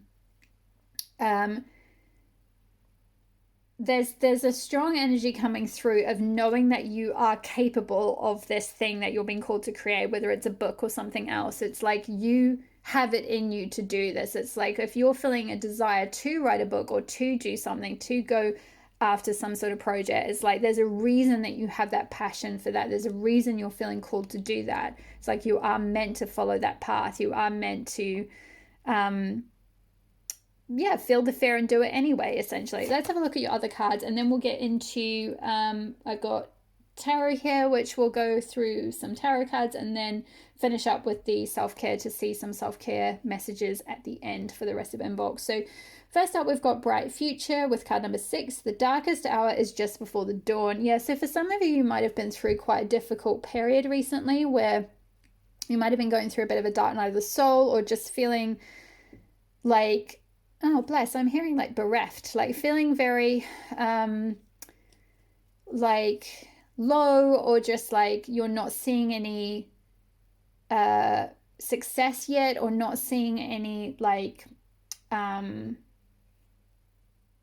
results in what you've been trying to do, or like not really being able to take action on something because of something else. Like maybe you've been held back, or you've just been too, like you kind of know what you want to create, but you've felt too timid, you know, because the mouse energy can be a lot to do with feeling a little bit timid and playing small. So maybe for some of you, you've been going through a bit of a dark time, like really struggling with that, and like not really feeling fully confident in yourself, not feeling really like powerful or courageous enough to kind of really go forward with something. And it's felt quite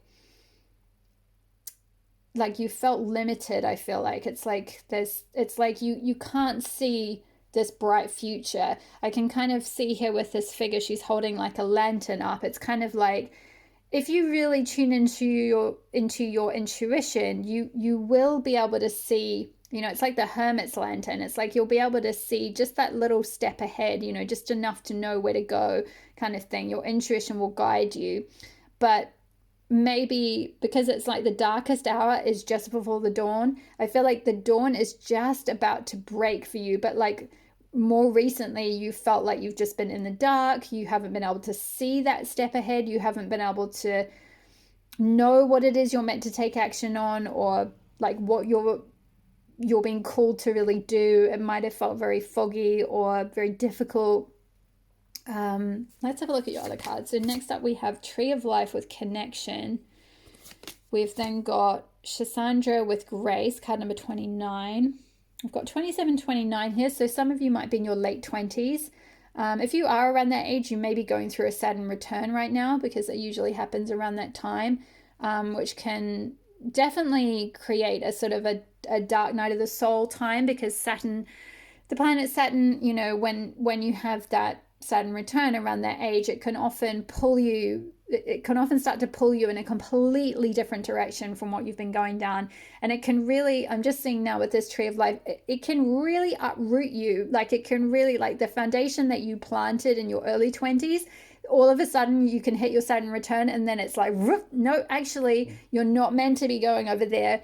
That was kind of related to your south node. Now we're going to like rip you up from that and reorient you towards your north node, because in this lifetime we're meant to, you know, grow towards our north node, which in astrology is like the highest point on our chart, which is like our highest destiny. And it's always, the north node is always like something that we have to learn in this lifetime. So whichever planet and house is in your north node is like, this is something that won't come easy to you. It won't be natural to you. It'll be something that you have to evolve and step into. It'll get easier over time, but like in your early 20s, it won't be something that comes naturally to you. It'll be something that evolves. So as an example, I'll use myself as an example. So my south node is in Capricorn and my north node is in Cancer.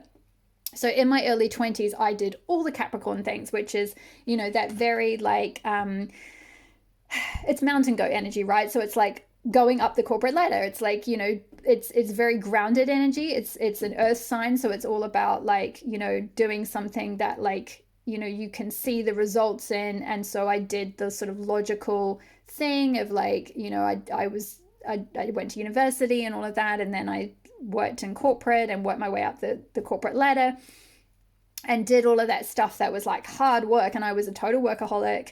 And everything like that. And that came really naturally to me. Like it just felt like I could just sort of, it wasn't something I had to make myself do. It just sort of happened like that.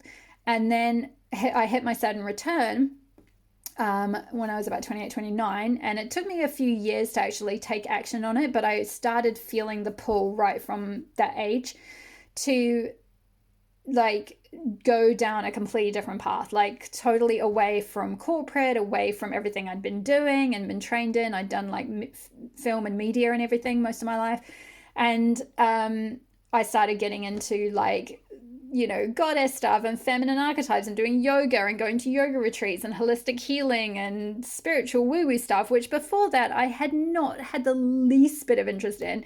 And it was sort of like that Cancer thing, which is all about emotions and nurturing and like, you know, the moon and moon wisdom and feminine wisdom, and all of that was like calling me. It did not come naturally to me. I've had to grow into it. It's taken like 10 years, you know, to like really step into it and start to like, you know, reroute in this new direction of my North Node and feel confident in it and confident enough to actually like, you know, bring it to other people. So for some of you, you could be, the reason I was probably called to talk about that is because you could be going through something a bit similar.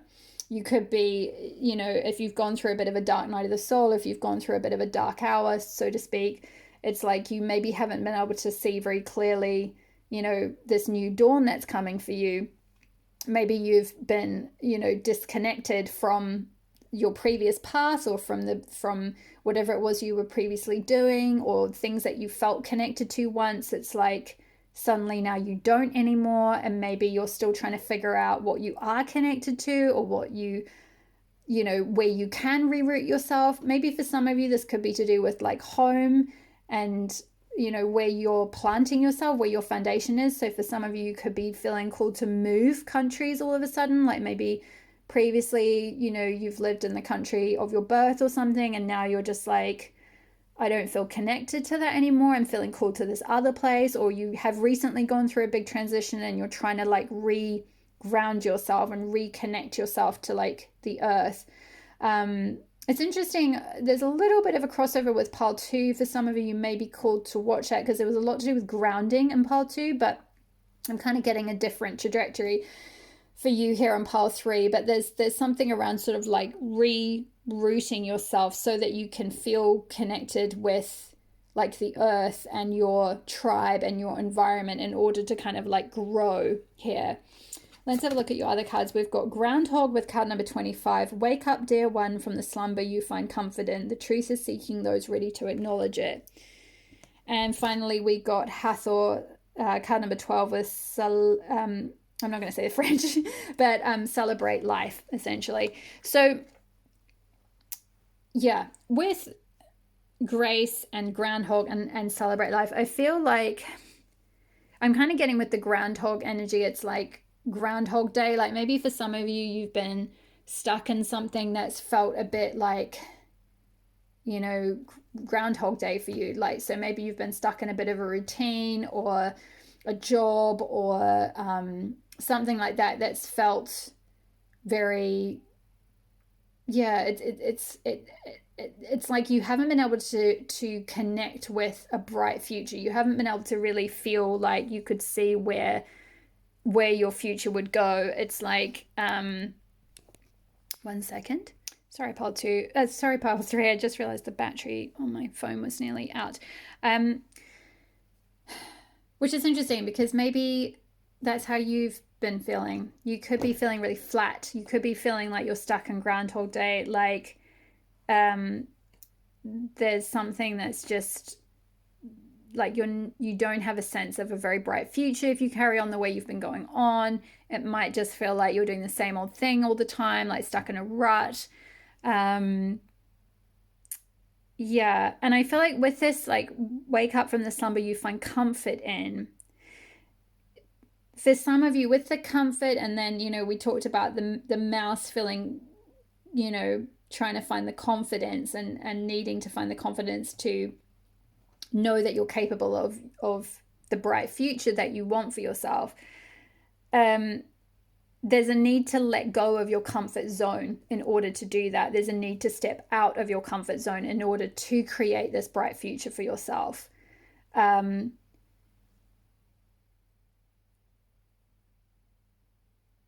and I feel like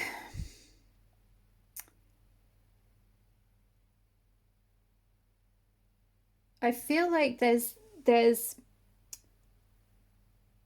yeah, there's just, I'm just sort of picking up this fear. You can see in this card, the figure is like staying in a trunk of a tree, like the bottom of the tree, but the tree looks like the tree trunk is all black, like it's been burned down.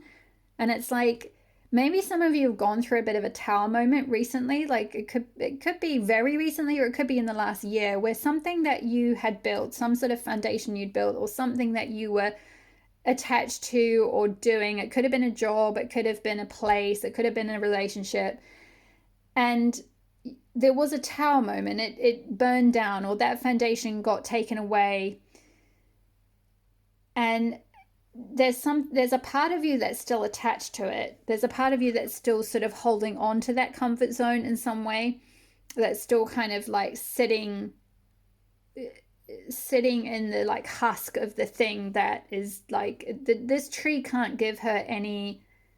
Look at the difference between like this tree and this tree. This tree can't give you any like anything. It's dead. It's burnt out. It's just this little husk that she's trying to sort of like, ooh, but this is comfortable. This is what I know. This is what I've always done. It's the South Node, right? It's because the South Node is totally natural to you because you've done the South Node stuff in past lives. So it's like, but this is what I know. This is what's easy. It's easy for me to stay here. It's easy for me to stay in this job or this country or this relationship or this place or this way of doing things because this is what I've always done. That's the comfort zone. It's like it keeps me safe. You know, I'm kind of getting like a little part of your inner child that's like, it's not safe if I leave this comfort zone. It's not safe if I go out into the big wide world and like open my hands to life like this. It's not safe if I go and like reconnect my roots somewhere else, like replant my roots somewhere new. But it's necessary. Like this is already gone. It's empty. There's no like if you stay here, there's no shelter for you here. Like it's just, you know, all you can see is the sky. You're going to get like rained on and stuff. Like it can't give you any sustenance. Whereas this tree here is like beautiful. It's like full, it's like abundant, it's full of all the like fruits and like leaves. It can keep you dry, it can keep you warm, it can support you. You're like really grounded and rooted into this like, you know, it's like you can really grow, you can connect with people, like you can connect with like just everything that the world has to offer essentially. You know, there's such a contrast in the energy between these two cards. I hope you can kind of feel that. And I feel like with this celebrate life, you know, the energy of Hathra is all about like sensuality. You know, she's all about celebrating the pleasures of life, celebrating the sensual side of life, like really enjoying life, like really embracing all it has to offer, you know, really receiving. It's very divine feminine. I mean, obviously it's divine feminine, they're all goddesses, but it's that, you know, some of the goddesses are more, you know, sort of masculine, if you like, or more, you know, some of them are more action taking and more about, you know, some of them about war and all sorts of things like that. But Hathor is about, you know, just sensual pleasures and celebrating life and, you know, being connected with people and enjoying things, enjoying life, you know, being in the moment, being in the present moment, being able to like, you know, just enjoy this, you know, it's that kind of enjoy being able to take time to smell the roses kind of energy. So maybe for some of you, if you've been stuck in a bit of a Groundhog Day, like in a bit of a slog, like working really hard or something like that, and you haven't really had the time or the space or the capacity to like really enjoy your life, to really like, or enjoy what you do even, you know, I feel like maybe you know, it's not necessarily all bleak. Like maybe for some of you, you might be like, oh well, I have my hobbies, or I have friends, or I have things on the side that I do. But I feel like there's something around like with this bright future and the darkest hours just before the dawn. It's like you've been in a moment that's felt quite dark, where you haven't really been able to see, you know, you haven't really been able to connect with a sense of how your life could really look if you started having the courage and the confidence to kind of go after what it is that you really want. With this grace card, I feel like we've got Jupiter and Venus here. And Jupiter is all about abundance and expansion, and like, you know, it's like a supercharged energy, Jupiter. Like if you look at the planet, it's absolutely huge. So it like amplifies things.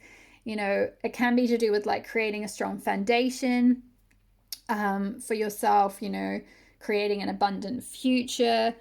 And Venus is all about love. It's very similar to Hathor energy. Hathor's definitely got links with Goddess Venus. There's a lot of like sensual, sensuous, loving, receptive feminine energy here. So yeah, it's interesting. Whoops, I just realized, sorry, this is not me, it's the YouTube guidelines. We have to cover nudity in cards. So yeah, which is annoying because there we go. Hopefully that's all right.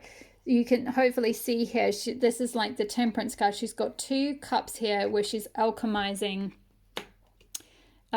something and healing.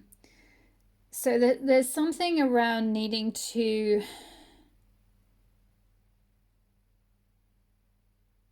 really like, it's almost like take that step into the current of life and allow it to transport you.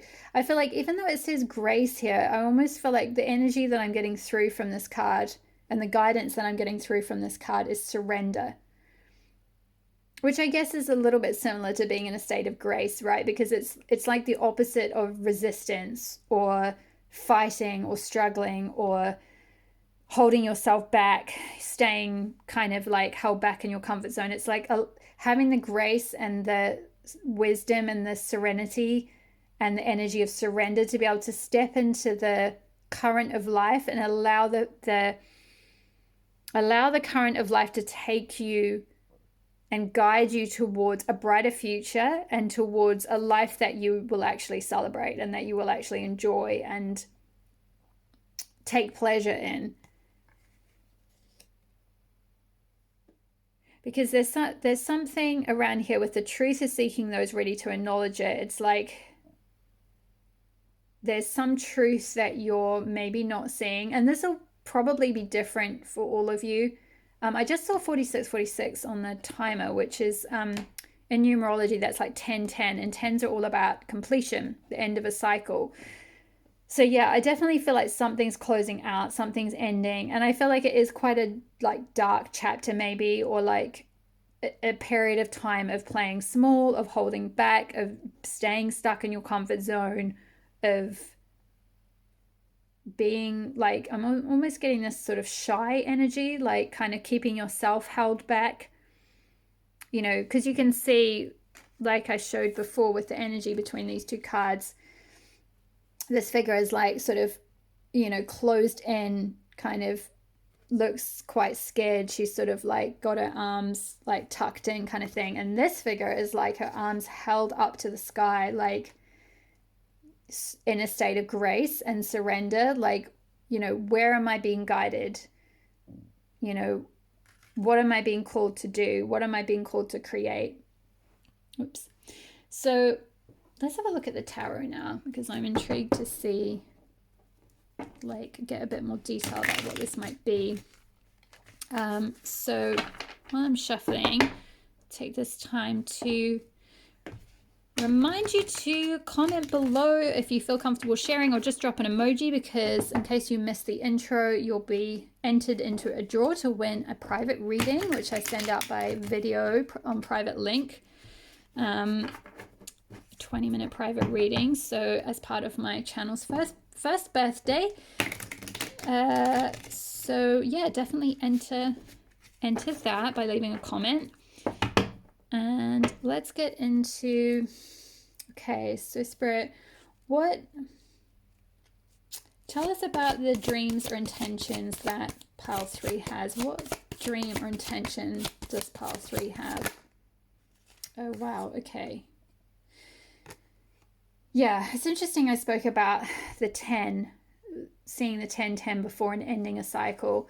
I feel like, you know, there's something that maybe for some of you got stabbed in the back recently. You were possibly betrayed in some way or something ended. Please note that this isn't saying this is going to happen. This is past energy. And this is something that you're wanting to like heal from and rise up out of and find your power to overcome, because these 2 cards came out together. So there's something that ended. There's something that some sort of cycle closed out. This could have been the end of a job. This could have been being made redundant, for example, or say you were in line to get a certain position at your company and then it didn't work out. They gave the job to someone else or something like that. Or, you know, this could have been the ending of a relationship. It could have been like the ending of a significant friendship or a partnership, like a creative partnership or something. Or it just could be the ending of, interesting. I'm hearing this could be the ending of self-betrayal, because, you know, we talked about like acknowledging the truth with this card.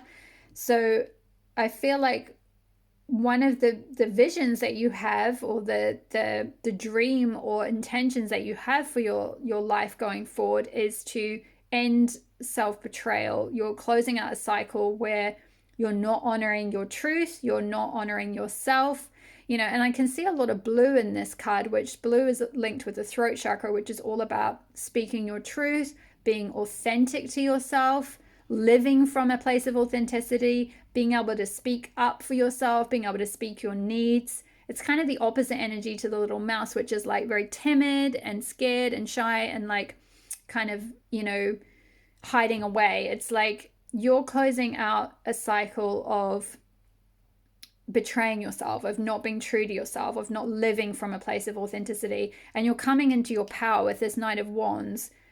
You're stepping into this powerful energy where you can, like, you know, this knight is like ready to tame this scary fire breathing dragon on this huge mountain. He's like, yep, okay, that's where we're going.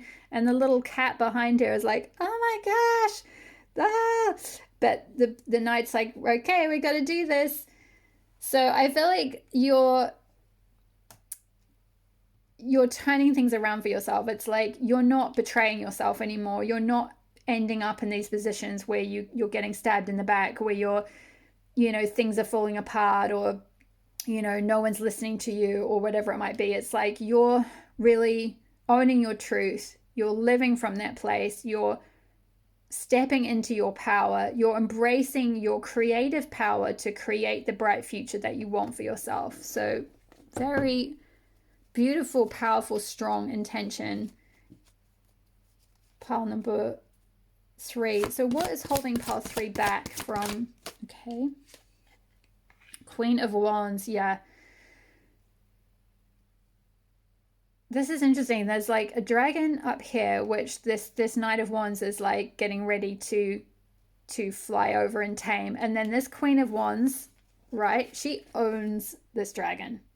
She owns the dragon. She has got the dragon under her thumb. She's sitting on the dragon's tail, and he's not blowing fire anymore. He's just got a little bit of like smoke kind of coming out of his nose. But she's successful. She's powerful.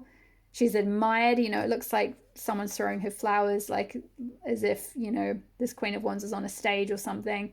But she's got creative power with that wand. You know, this is the ability to be able to manifest. This is the ability to be able to, like, you know, plant something and see it grow. You know, it's expansion energy. It's manifesting energy. It's manifesting power. And this is something I feel like that you have within you. You already have this power. It's like it said with the house mouse. Like, you know what you're capable of. You know you have this power. You know you can be this Queen of Wands, but you're scared to step. You're scared of that power. Like this dragon, this is an orange dragon, which is orange is linked to the sacral chakra, which is all about your creativity, your zest for life, your passion, your sexuality, your sensuality, which is I spoke about with the Hathor energy as well.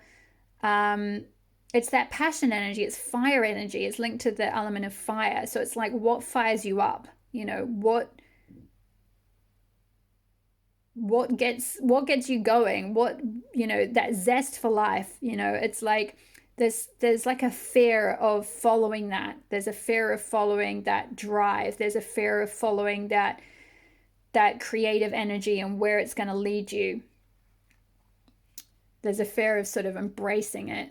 It's interesting it's coming out under this tree of life with connection. It's like there's a need to kind of like root into this in order to ground this creative energy.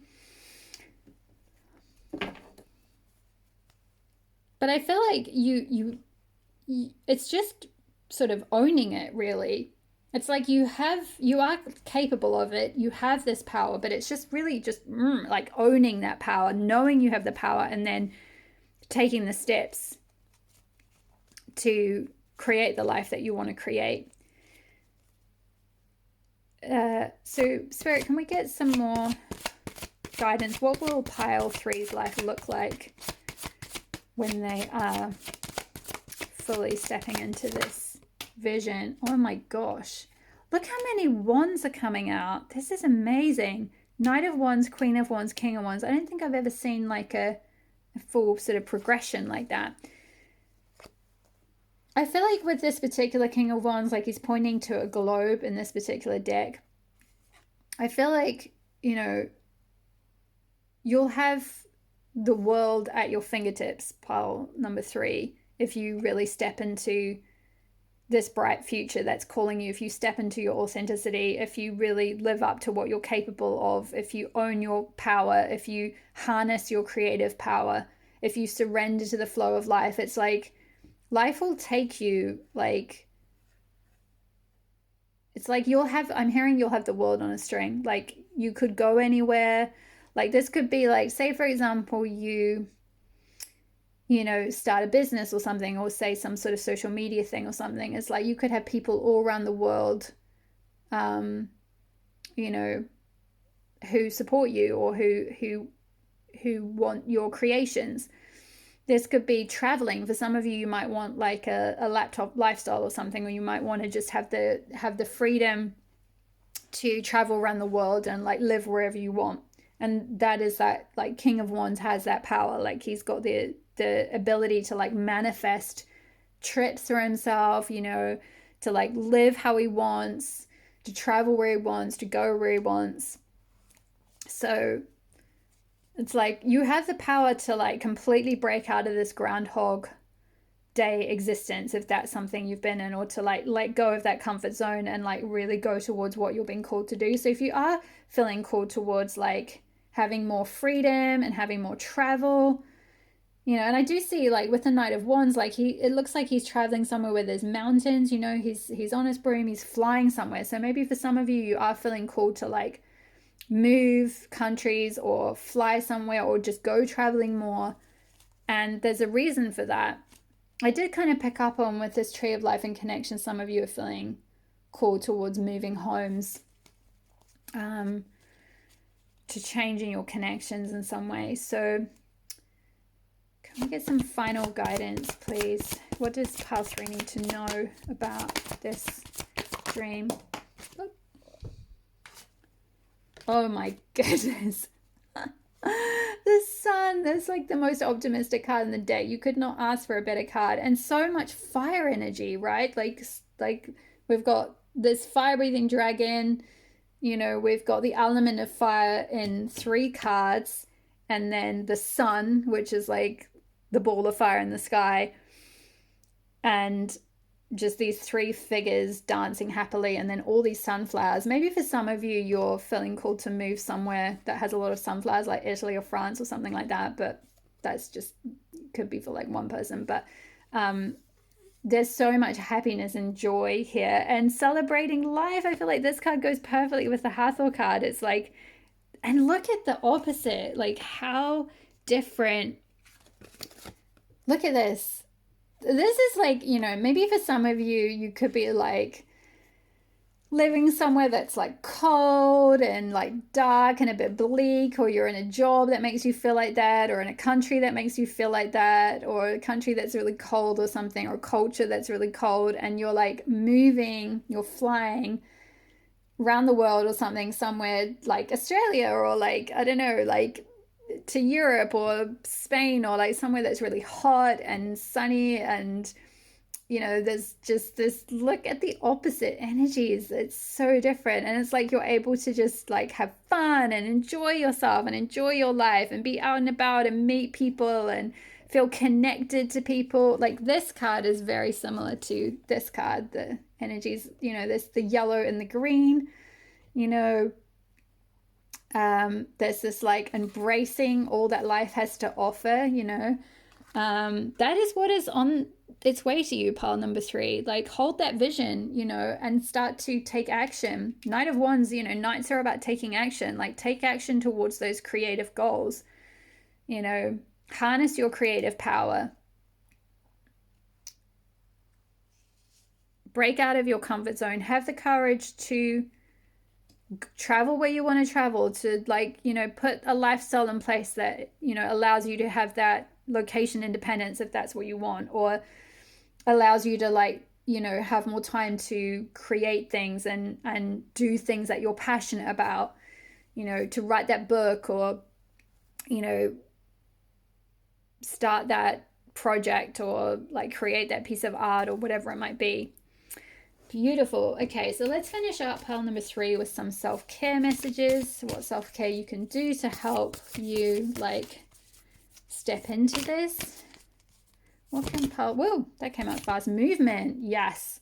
Yeah, that's definitely, with this Knight of Wands energy, there's something around like breaking out of stagnancy with the groundhog. So like moving. So that, again, this could be like physical moving, like moving places, or it could just be doing, you know, some yoga or some like dancing or some kind of movement.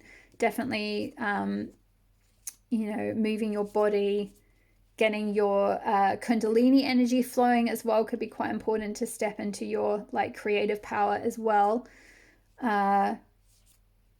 And also, like I'm seeing with this, she's doing the tree pose, which is like, you know, connected to the tree of life. So that's a nice synchronicity there. So yeah, making sure that you're grounding your energy as well, especially if you are traveling a lot or you're feeling called to do a lot of travel, making sure you're like grounding your energy can be quite important. So any other self-care for pile number 3? Any self-care for pile 3? Okay. I don't think it's that one. We had that for pile 1. We've got pleasure. So again, pleasure with Hathor is all about pleasure and celebrating life and sensual pleasure, sensual pleasures. So like making sure you're, you know, looking after yourself, and yeah, just taking, you know, like having moments in your life to like celebrate things and to enjoy things, and to you know, do things not just because they're a job or because you have to do them, or just like all your, you know, chores and all of that, but also doing things that actually bring you pleasure, like eating nice foods, and like you know, hobbies that bring you pleasure, creative pursuits that bring you pleasure, you know, all of that kind of thing. And then we've got deep breathing as well. So I'm seeing, because I got all that fire energy from the Knight of Wands, Queen of Wands, and King of Wands, I'm seeing like breath of fire could be like which is a pranayama technique. So you can look that up on YouTube or online. There's you know, certain yoga practices that will include breath of fire technique. I haven't done it for a while, so I can't really remember enough about it to explain it eloquently enough here, but you could look that up because I feel like that could be a really helpful way to stir up your Kundalini energy, to connect with your sacral chakra and get it like stimulated again, because it's particularly if you have been feeling quite lackluster or a bit depressed or a bit like things have been very dark or very like stagnant, that will help to like move that Kundalini energy and get it going. Movement, pleasure, like moving your body, you know, all of that kind of thing. Doing breath of fire, maybe doing yoga, that kind of thing will help like stimulate your sacral chakra, get that Kundalini energy like flowing, get it to like help you tap into your creative power, I feel like. And I feel like one more. There might be one more for Kyle. Oh, wow. Interesting. And sound healing as well. Yeah. So, yeah, maybe like, what are these things? Like crystal bowls or, yeah, some kind of like look up different kinds of sound healing online. You know, solfeggio sounds could be something, or like chakra healing. And definitely focusing on the sacral chakra and the solar plexus chakra, I feel like, as well, with the sun. That is linked to, you know, solar plexus. It's all about shining your inner light. So both the sacral and the solar plexus, but you could just do general chakra ones, or sound bowl, you know, some kind of sound bowl healing could be very helpful for you as well, to help like connect you with your creative power, your creative potential, and have the help to harness the confidence to go after your creative dreams and your visions for your life. So and you know, create a life for yourself that's not this like, you know, kind of Groundhog Day experience. Like, yes, that sort of feels safe and comfortable, but like it's not expansive. It doesn't allow you to like, you know, be able to travel necessarily, or like you know, to have that sovereignty over your life and where you want to go and your creative dreams. It doesn't maybe allow you to have like a lot of pleasure in your life, or like a lot of sensual pleasures or things that you actually enjoy. It might be just very like feel very safe, but also just very constricted and lackluster and